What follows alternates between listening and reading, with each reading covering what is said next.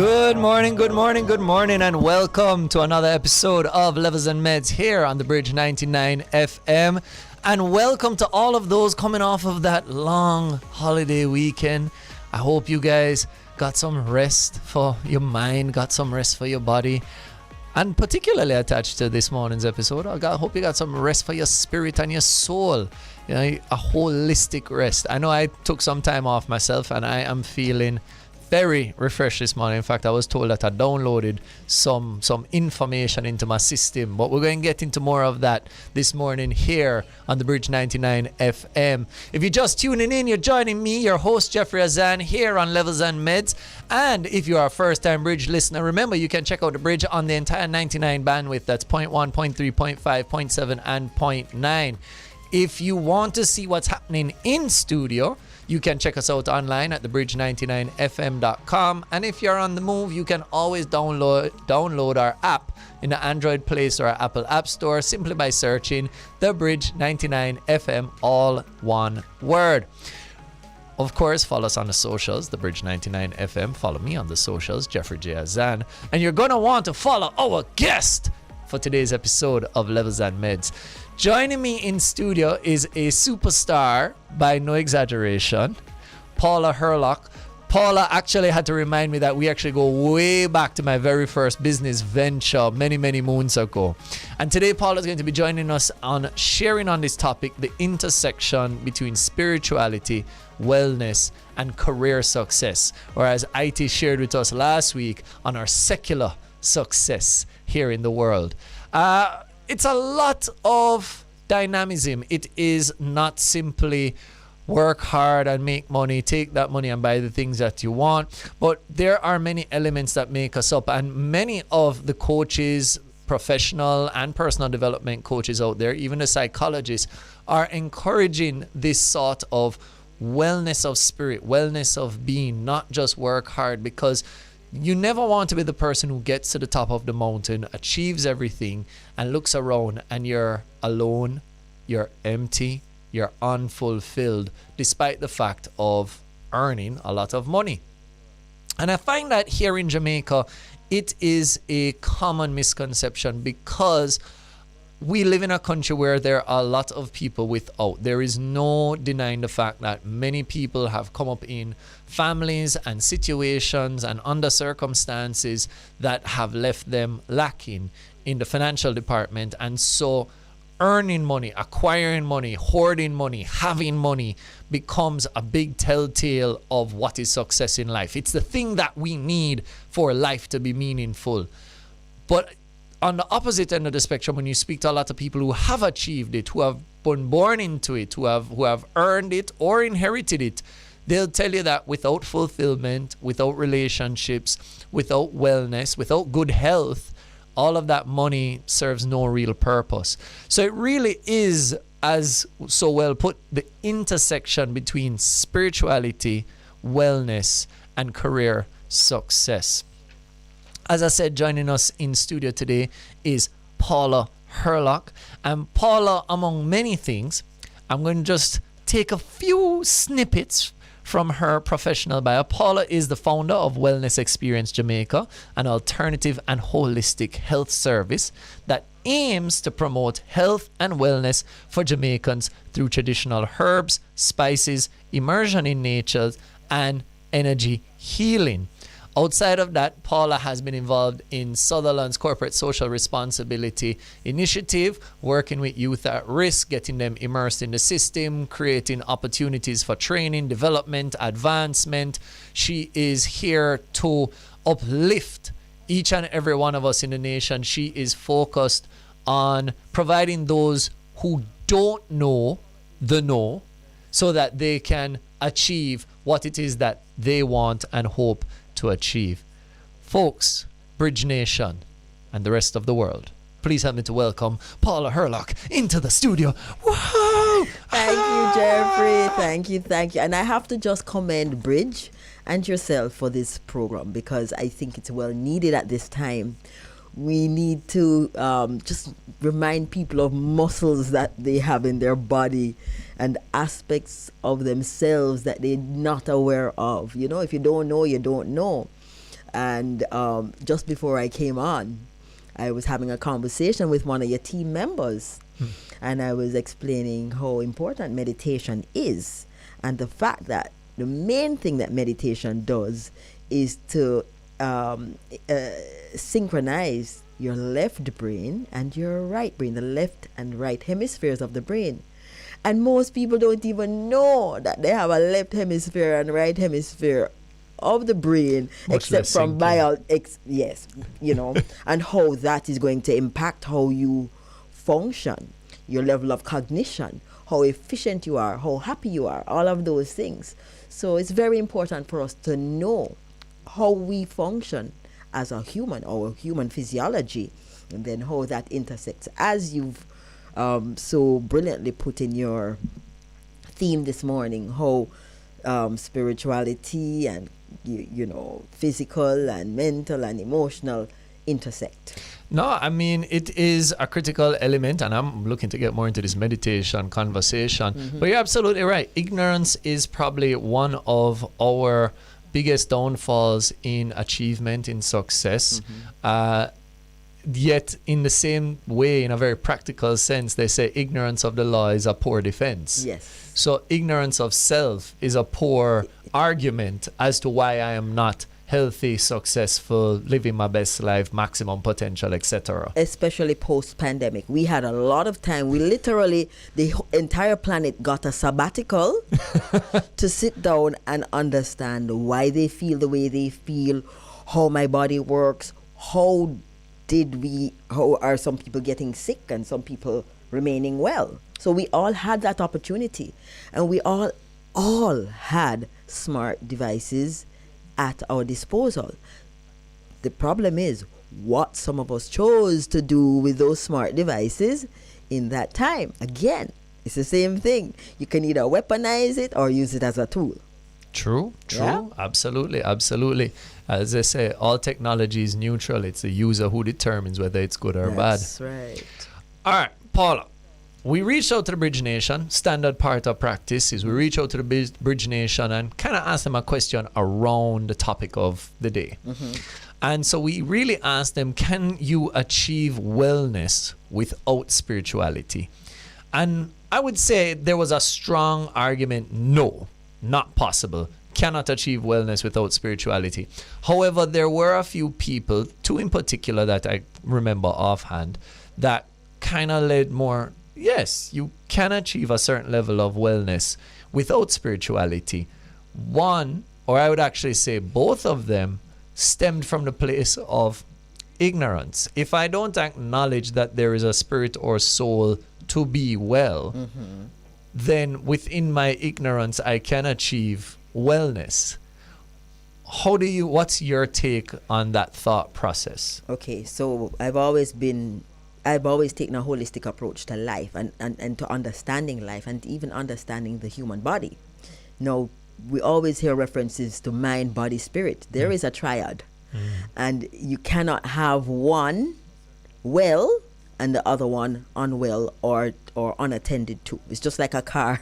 If you have 4 tires and the left front tire goes flat, you cannot drive. You cannot drive this human vehicle when one or two are out of sync. And we've all tried this. That is called illness. The opposite of illness being wellness. So you have to have all three aspects of the human body in alignment and in good working order. Now, I'll give an example for those people who don't believe that it is necessary. I'll give an example of trying to do one without the other two. There are lots of people who are watching their calories, going to the gym, running 5Ks, going to work, functioning effectively, and then behind closed doors, they're a hopeless mess. They're having anxiety, they're having depression, and they have zero ability to forge a relationship. That is because their spirit has not been developed. So it is sustainable to an extent, but in Jamaica we call it eventually it going pop down. It's not going to work. It's like a three-legged stool with one leg missing. It's not going to work. You can balance it for a while. A time, right. So it will look on the face of it like, yeah, the body looks fit, the body looks strong, you have six-pack here, rips there, whatever, and you look good. All of those, I'm lacking all of those. It's okay. What you have going on is sufficient to sustain everything else. And this is the point that I'm going to make, in that you can have those people who look fantastic on the outside. They're watching the calories, but they have not cultivated, and I call it cultivate or curate, because you create the body, and you created your nutritional intake, but you didn't curate the spiritual or the spiritual aspect of yourself. So what happens? It doesn't exist. It's tiny. You don't have no muscles. You have no core. You are not strong. You're not able to deal with problems when they come. You're not able to deal with challenges. And I will even go further. If you are not able to deal with problems, you pretty much basically hold those issues in your body, your emotions, stagnant. They're not moving. And then they begin to manifest as disease. Right? So I always urge people, hey, work from the other end. Work on the inner man, the spiritual side. Cultivate the physical side. Ensure that you take care of the, nutritional properly. And we're going to talk about that a little later. For sure. But it is imperative. In fact, they say, the biblical reference I'm going to make this morning is, seek ye first the kingdom of God, and all good things will be added unto you. In other words, work on the inner man, work on the spirit man, because then everything else will be nourished from that place. Right? No, I mean, my brain is ticking. I'm following you, and I want to add to that. But we're going to come back shortly to all that you just said, because I think you've kind of laid the groundwork of things that to discuss this morning. Yes. We have a big belief, and I have a big belief, and I'm championing it, and I'm trying to get others to embody it as well. It's one thing to hear the lesson, but you really don't appreciate the lesson unless you know the teacher. Right. I would love for you to introduce yourself to Bridge Nation in what got you on this spiritual path. How did you get here, so that we can kind of put where you're coming from and the advice you're giving together this morning. Right. So what got me on the spiritual path is conflict, interpersonal conflicts, within the family, and not understanding why those conflicts existed, because I could see nothing to justify where there was an issue.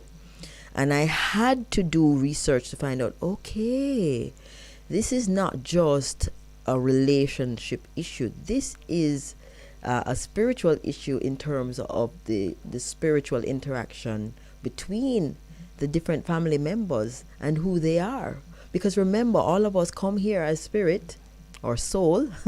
I will do some definitions after this, because some people use spirit and soul interchangeably, and some people say no, one is spirit and one is soul.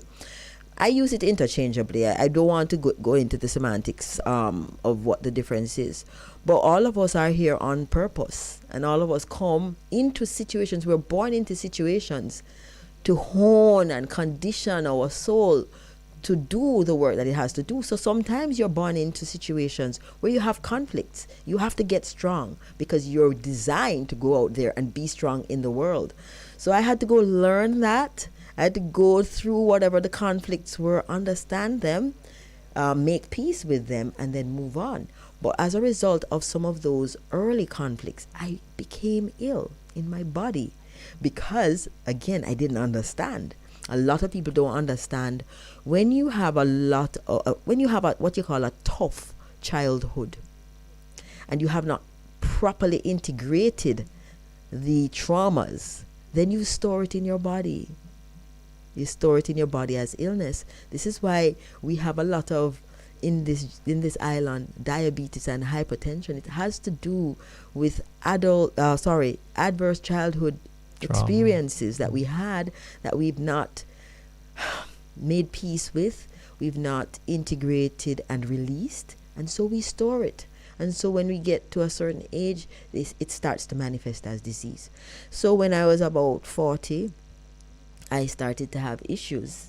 And so I had to now take a step back and understand why I got it and what the causes Hold were. on. Sorry. Pause that story. Yes. When you were 40, Yes. but you don't reach 40 yet. But I am 50 something. Folks, let me tell you, whatever she's doing is working. Well, because I had to wake up and take a strong look at what I was doing, which is not eating properly, not sleeping properly, being this career woman, driven, working on this policy documents, going to this meeting, writing this document, going to, planning, writing proposals, no sleep, no proper food, no exercise. When would I find the time to do that? So literally my body just said, okay, let's see where you're going to go with this. And the body stopped. And then you worked on it. I had to go learn about eating correctly, eliminating processed foods, because, ladies and gentlemen, the processed foods you are eating today, your grandparents and your great-grandparents never ate, and they lived long and strong. You, on the other hand, by the time you're 30, the doctor is giving you a diagnosis that is going to cost you millions. Guys, stop. I feel like we're getting into the advice past the story. We're going to take a quick break here on the bridge and come right back to hear all of the tidbits and experience that we have to learn from. Stay tuned right here on the Bridge 99. And you're back to the Bridge 99 FM here with me, Jeffrey Azan, as we go through our levels and meds for the day. Next level living and thinking as we have next level conversations. Joining me in studio is none other than Paula Hurlock, and Paula is just dropping the bombs on us. She is sharing the wisdom. How can we really manifest a true holistic approach to wellness, spirituality, and career success? Now, I had to rein in Paula, because Paula was about to give us all of the tidbits before we went to break. But she said something that I want us to kind of start back the conversation. So, Paula, you started on an element of defining that some people separate things they don't really appreciate when we say spirit and soul, or one, you use them interchangeably. Let's start there. What do you define as sort of this soul and spirit, if you can even give it a definition, because I feel like that's something philosophers have been arguing for a long time. It is a tricky question, but for the purposes of this this morning and for our listeners, it is the thing that animates or drives the vehicle that we're in. Otherwise, just like a car needs fuel, an engine and a fuel to run, we need our soul or our spirit to animate our body. So in the Bible they say, we're given breath. We also know that when we are in our mother's womb, we are already a living organism with life in it, and that when we come out, we take a breath and then we are alive. So your soul is what animates this vehicle that we call our body. When the soul leaves, the body has died, and none of the functions work. So of course it's a very interesting thing, because there's a science will tell you that the body is dead when the heart stops beating and the brain becomes dead, and there's no more signals or communication between the brain and the rest of the body. So where does the soul attach in the body? It doesn't. It's just kind of one of those strange things that nobody can answer. On those grounds of that idea of what is death, I remember reading a study. I don't remember where it was from. Maybe somebody in Bridge Nation can double check it for us. But there was a study done where they were weighing people at the point of death, and there was actually a change in weight of something like 0.04 grams. Yes. And it was consistent, and it was this theory of, does the soul have mass? Yes. Well, you know what they say, the soul never dies. It's the same thing they say, energy can't be destroyed or created. So you could say that the soul is basically an energy that is inside. I mean, it seems to have a weight based on what you're saying. And so we know it's almost kind of like weightless, but it's the most powerful part of the human body, because without it, the body does not work. True. Right? True, so even though it has a tiny weight, it's still the most significant thing. And so we need to take care of it. And on that note, you are saying that a big element of wellness versus illness is, we'd call it the lack of synchronization, the lack of alignment between the mind, the body, and the soul. And so when they are aligned, you have wellness, and when they're not aligned, you'll eventually have illness. That's right. How do we, first and foremost, how would you advise us to find out if we are even aligned? How do I check that? You know, do I go to the front end man and I say, you know, am I aligned? How we figure that out? Well, you can figure it out easily by looking at yourself and then thinking to yourself, how do I feel? Right? Now, wellness manifests physically and mentally, emotionally, and spiritually. So when you're fully aligned, you are functional, you are vibrant, your skin and your body is flexible, strong, and you know, in Jamaica they say you're hearty, because you are hearty, you are joyful, you're exuberant, you are filled with ideas, you're bringing with ideas, you're easy to get along with. If you have relational issues, if you don't get along well with your peers, your colleagues at work, something is out of balance. Right? If you can't bend down and touch your toes easily, something is out of balance. If you're sad for more of the day than you're happy, something is out of balance. If you find that you need to drown your sorrows or make yourself happy through substance, whether it's food, whether it's partying, whether it's alcohol, whether it's a cigarette, whether it's coffee, whether it's, you know, sweet things, something is out of balance, right? These are indicators of the body trying to come back into equilibrium, trying to regain joy, trying to regain some kind of contentment, right? So those are the ways that I look at it. You have to look at all. You can't just say, okay, I have money in my as you alluded to, I have money in my bank account, I have my big house, my big car, so I'm good. Look around. Do you have friends? Do you have a social life? Do you have a husband? Do you have a wife? Do you have children? If not, then something might have been out of balance some years back, which has resulted in you having money but none of the other things, right? So it's really just taking a 360 look at your life, a 360 look at your state of mind, a 360 look at your body. Because what they say is that as without, so within. So if you have something here and nothing there, it's an indication that in here there is some kind of imbalance. Yeah? Love Make that. sense? I'm following you 100%. As I'm listening, I'm reflecting on myself and saying, okay, where do I feel that friction? Where do I feel that undue stress and that those heavy emotions that seem to come out of nowhere?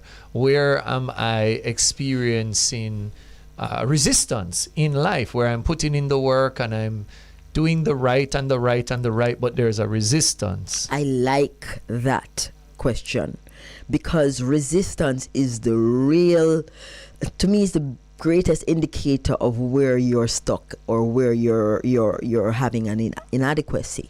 And I'll say something about resistance.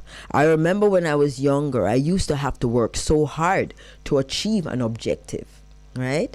And then because I was leading an imbalanced life where I was working, not sleeping, not eating, not exercising, I got like literally thrown down. Like everything popped down. And I had to stop and step back, because I had to step back and say, so what happened? I was doing everything right. No, you weren't. You were just doing work to the exclusion of everything else. So I had to step back, stop, and regroup and say, okay, so the next time I go in, I'm going to do this right. Now, resistance is the greatest indicator, as I said before.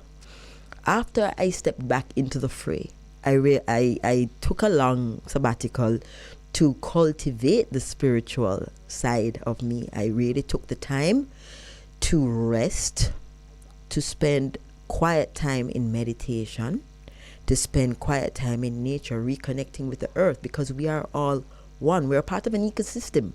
We're not just here by ourselves. We're part of earth. And so we need to connect with it. It nourishes us. It nourishes our spirit, our soul, even though we don't know exactly how it does, but it does. I had to spend time in nature, reconnect. I had to now look at what was going on in my body, why it stopped. I had to go look at my blood. I had to go look at my nutrition. I had to look at what I was eating and then recalibrate so that everything else was good. And I spent a lot of time in deep meditation, contemplation, realizing that I was in fear half of the time. Why was I in fear? Why was I anxious? Diet. My central nervous system wasn't being nourished. And so once I started nourishing and I started spending time giving the central nervous system a break, nourishing it with meditation and quiet time, then everything became stronger.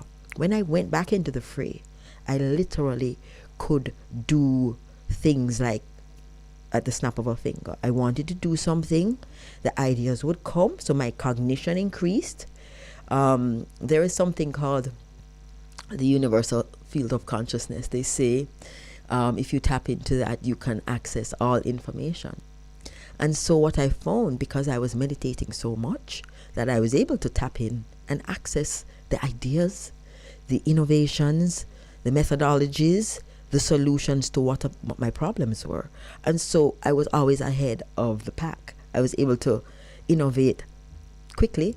And then I took it to the next level where I don't know if you know about positive affirmations and visualization, and then prayer and meditation. When I put all of those together, unstoppable. So I now begun to understand that there is a divine plan for my life, and that there were things that I needed to do, and once it was aligned with with the soul purpose, then literally I would be supported by the divine to achieve those objectives. And so boom, I didn't have to do as much. Literally the golden path opened. Well, I know that my fiance, I know she's in a meeting right now, but when she watches this back, for those of you who don't know, you can check out every episode of Levels and Meds on the TheBridge99FM's YouTube page. Nice. So we can always check this back out. But she has been on me that she's a big believer that that's why I'm having the resistance. Not enough prayer, not enough visualization, not enough meditation. Correct. She's correct. You're lucky. Well, there you go. You're so when she hears this, I'm going to be in problems, because she's going to say, see, somebody else say it is not just me.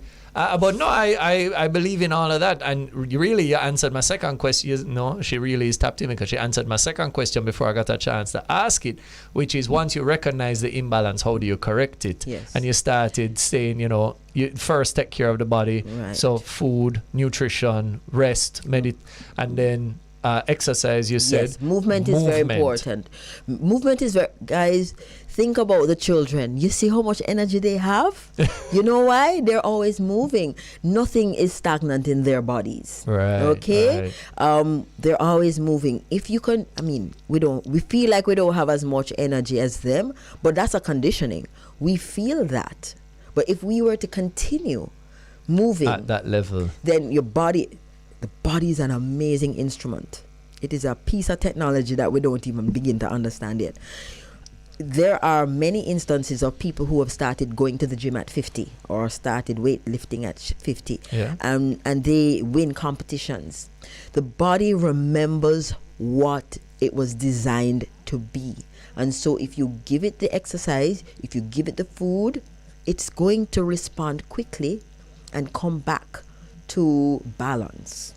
And then, so we have movement, nutrition, hydration, and then you added meditation, that deep centered. Yes. Let me explain this meditation thing. No. Yeah, because you started and you're telling us, left hemisphere, right hemisphere, connecting. Right. I'd love for you to take us through what that is as a practical. I would love for it to be as practical, because I think a lot of Jamaicans because of our upbringing, because of our, what would I say, chosen ignorance in some instances, we look at meditation as unholy and untouchable, and it's not right. And yet when I explain to some of them that prayer, Christian traditional prayer, is a form of meditation, because it focuses the mind on one thing, the outcome, and the outcome, the gratitude, the entire being into a singular exercise of connection. Yes. And they say, well, I never really look at it like that. Yes. But as I've already declared, I don't do enough meditation. I don't do enough centralizing. Yes. So I'd love for you to practically explain, how can we bring that into our lives for our benefit? Right. Okay. So what I like to define meditation as an intentional connection with the divine, with God, with the all-knowing, all-powerful power. Many people have many different names. And one thing all of us agree is that there is some body thing, force that is the all-powerful being, right? God. It is important for us to connect with that, because we are that. We are one with that. We feel separate, and we feel like we're just alone in this world. We're born alone, we die alone. No, we are actually connected. But it's we. That thing never moves. It's we who move. We go away, we shift away, we forget, we don't acknowledge, and that's where the problem comes in. So meditation is taking the time to connect with the higher power that we have access to all the time. So they say that meditation is listening, active listening when you're in the silence, and prayer is active asking of the power to grant you something that you desire. They're both important, but I think the listening is more important. How do you meditate? Meditation, it depends on your personality type. Some people say, no, them can't sit down and close them eyes and be quiet because them need for go do this, and they get distracted. So I say to everyone who is listening that you have to choose the method of meditation that suits your persona, your lifestyle, and who you are.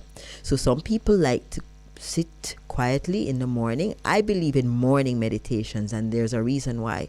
When one meditates, your brain waves slow down, right? When you sleep, your brain waves slow down. So the brain waves during sleep is slow, and the brain waves during meditation is slow. It's different though. But the reason why I say morning meditation is great is because the brain waves are similar. They're not the same. And so it's easier for you to move from out of the sleep brain wave into the meditation brain wave. The alpha state is what they call meditation. Now, you just need to slow down the brain waves, and then everything else in the brain that the brain communicates with, in other words, all of the rest of your body, all the organ system, your endocrine system, they get the signals from the brain. So when your brain waves slow down, then there's more coherence between your left hemisphere and your right hemisphere. And it means that your central nervous system, which is the means by which the brain communicates with the rest of the body, is going to send proper signals to the rest of the body.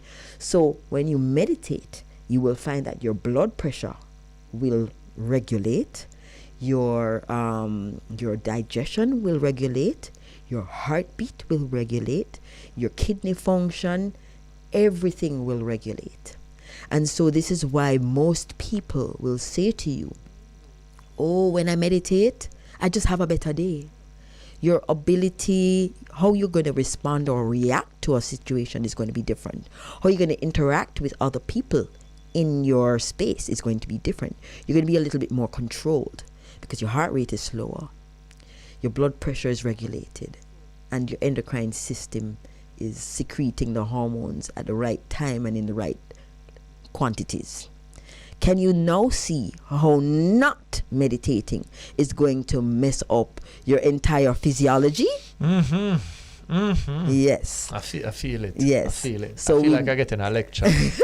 So we all just need to, and some people don't need no long meditation. You just need to just be quiet and say, yes, thank you, Father, for wake me up.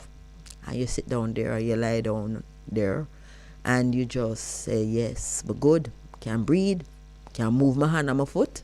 All right, let me go to the people that work now. That is enough. And I mean, that is me being very... Right, we're being very surface level. Right. But it's a start. It's just an acknowledgement that I am alive and I give thanks to whatever it is or whoever it is that is allowing me another day. That is important. That is gratitude. Right. And gratitude apparently is important. You guys, how do you feel about people that are ungrateful? You don't really like them.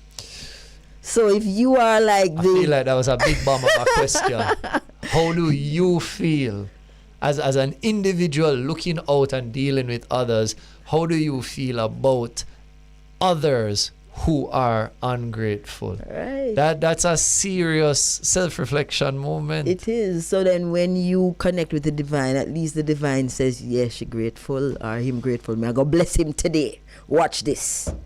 And they're going to put the blessings in front of you. And this is what I'm talking about, the golden path.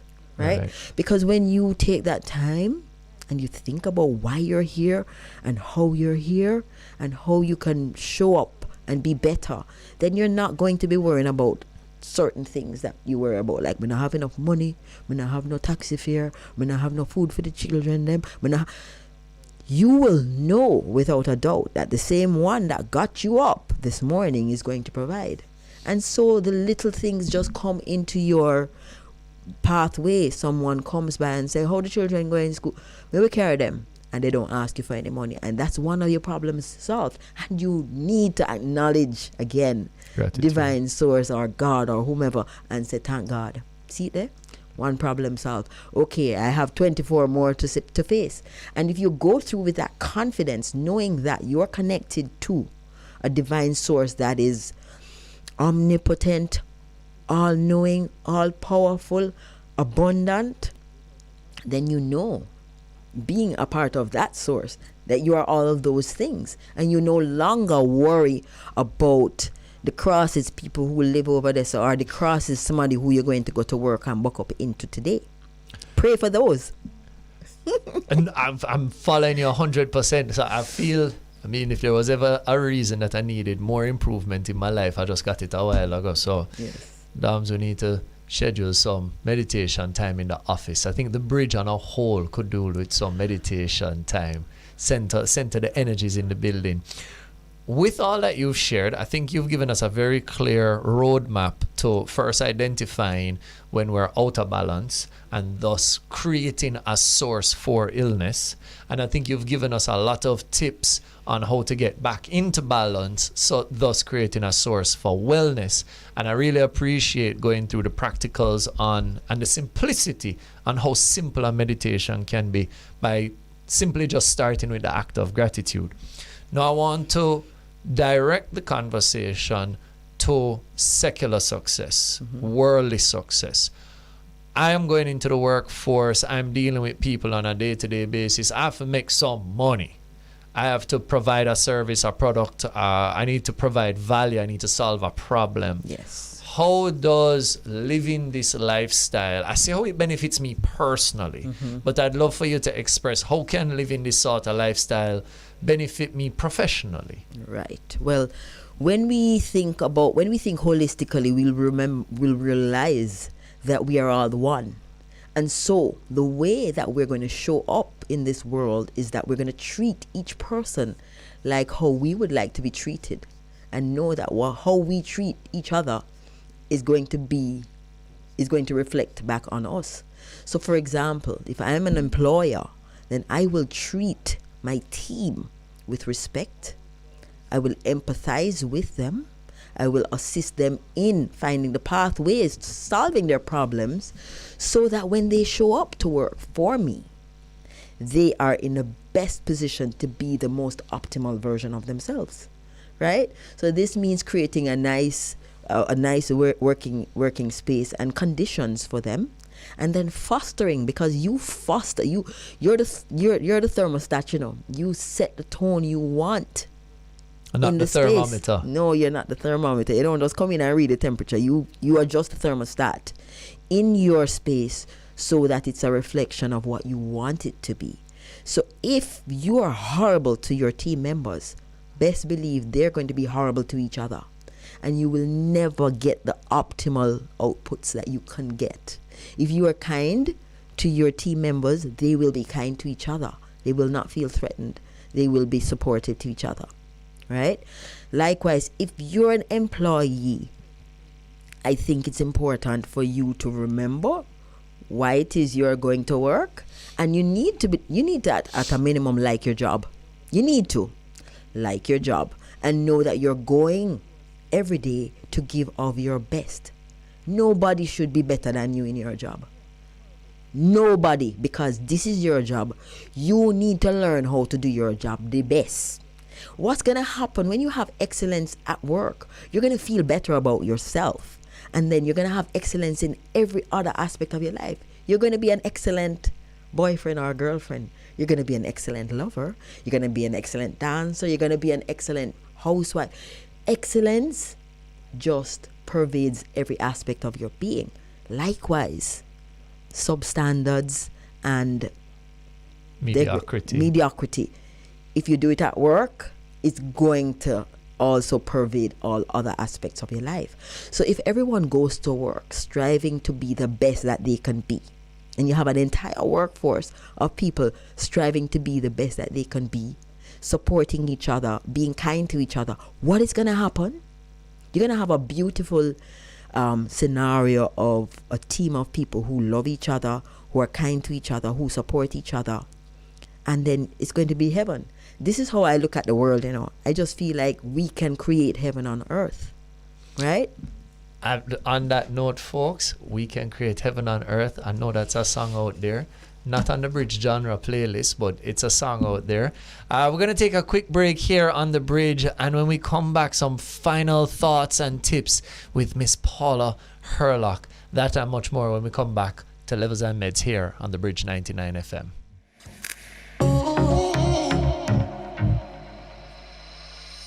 And we're back to Levels and Meds here on The Bridge 99 FM with me, your host, Jeffrey Azan. Folks, if you're just tuning in, we've been talking with Miss Paula Hurlock about the intersection between spirituality, wellness, and career success. And when I tell you, may I get shake up, may I get drape up, may I get box up, because it's one thing to know the stuff, it's another to do the things. And there's a lot of work. And it's one of those things. There's always room for improvement, guys. Never think that there isn't room for improvement. A lot of people would look on, who know me personally, and even within the station, and, oh, Jeffrey, you're disciplined, oh, you're this, you're that. But major areas of my holistic development and my holistic well-being are suffering. And we're in the last part of the show, and I think Paula and I were speaking during the break, and what we're talking about is that, you listen, it's one thing, it's cute to say, oh, you need to meditate, oh, you need to eat properly, oh, you need to sleep properly. And then we say, oh, but life, stress, demands, phone call, wake up early. Even when you're trying to balance it all, something always seems to give. So for those of us on that success path, that secular success path, we're trying to serve, we're trying to create value, we're trying to be of economic value and commercial value to our loved ones, our entities, the businesses that we work in. What is something that we can do now that allows us to take control, especially in the high tension moments, and keep our bodies going? Not just our bodies and our minds and our spirits going from day to day, and even more so from challenge to challenge. Right, that's an excellent question. I think this is one time when I'll say to everyone, you have to selfishly carve out that 1 hour or 45 minutes for yourself. It's non-negotiable. No phone call mustn't come in. Don't answer nobody. Everybody's supposed to leave you so that you can commune with God the divine, the all-powerful one. Because when you commune with that all-powerful one, you become a part of that. And so you leave with a little bit of that all-powerful, all-knowing aspect. Yeah? But if you don't do that, that's like you didn't connect with the source. You didn't fill up at the gas station. You're going to run out of gas. Right? True. So you have to selfishly carve that out. I remember when I was, really corporate, my day would start at 4. And I was like, so where's my meditation time? You know what I did? I went to bed 1 hour earlier and got up at 3 so that I could spend 1 hour in meditation before my day started at 4, where phone calls were coming and emails needed to be answered urgently. A lot of people say, well, them don't have the time. As I say, there is enough time if you make it. Right? It's just like if a guy like you and you like him, you're going to find the time. Right? It's the same thing. You have to find the time because this is the most important. This is the foundation. If this don't get sorted, everything else is going to struggle. Right? The next thing that I was saying to Jeffrey that's very important is your nourishment. Your human physiology requires water, and it requires natural food. And it requires food that is filled with minerals and enzymes, right? So all those packaged things that I see some people, when I go into, let us say, a big store and I see some people with big trolleys and it's filled with things and I'm looking at it and saying, Lord, if they knew how those nice tasting things are actually poisons to their body, they would ditch the whole trolley. You need to be feeding your body with fresh fruits every day. That's non-negotiable, guys. Mm-hmm. Don't tell me you didn't get a chance to get some fresh fruits. It's filled with minerals and it's filled with something they call H3O. It's actually water that is easily absorbed into the body. The cells recognize real food. When you eat processed food, the cells go, what is this? And the cells just take this and put it over here for 25 years. You know what that is? That's a tumor. Because the body just has enzymes to break down natural foods. So when it doesn't recognize it, it puts it away. You need to have some vegetables. If you don't like vegetables and you don't have the time to cook, at least go and get a green juice somewhere. Right? In terms of supplementation, I always tell people that are really, really busy, that do a lot of, thinking and solutioning, that they need to take supplements that support their central nervous system. I was told by my practitioner to take lecithin, Lecithin, lecithin. Some people take B12, right? I also have been seeing a lot of people talking about Irish moss. We've been taking Irish moss all our lives in Jamaica. Everybody was an Irish moss baby at some stage, right? But Irish moss is great because it has a lot of minerals in it. And our central nervous system, our digestive system, our circulatory system, all of those systems need those minerals. In fact, illness, they say, is sometimes a result of mineral deficiencies, vitamin deficiencies, and so on. If you don't give your body enough vitamins and minerals and water, then when the brain, which takes water from the colon, it takes the water from the colon, that colon is water is not so clean. Right? So then when people tell you that you are full of it, you are. Yes. So what you need to do also, and this is something that we were really preaching a lot for Wellness Experience Jamaica, we were saying, listen, start to drink the teas that your great grandmothers and grandfathers drank, because there was a method to their activities. They drank blood cleansers to clean their blood. They took antiparasitics to rid their bodies of parasites. Some people really have parasites in them, and their behavior is very parasitic by nature. Yes, and they behave like things that, they say that the parasites in pigs are demons. Well, when you have a lot of parasites, you behave like you have demons in you. In fact, some of the mental health issues can be cured by just doing a parasite cleanse. Right? So we really just need to know that this vehicle needs to be cleaned internally, or else it will not function well. Detox. Detox. Bush tea. In moderation. Even if it's just ginger, turmeric, a little mint tea. Some detox. Yes. Folks, you heard it here from one of the superstars himself in the area of spiritual wellness, body wellness, holistic wellness. And it's not just something that she preached, it's something that she's had to live, it's something that she's had to invoke as a lifestyle change. And folks, when I tell you, she says she's 50-something.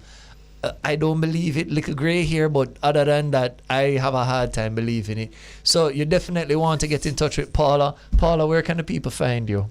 Okay, on IG, I'm at Paula Hurlock, and Paula Hurlock is spelled with a Hurlock. I also am on IG as Wellnessexperiencejamaica. And I have to just warn you, the Wellness Experience Jamaica is really about wellness and herbs and just things that you can do to keep healthy. The Paula Hurlock page is a little bit personal. It's personal, so it's a little controversial sometimes.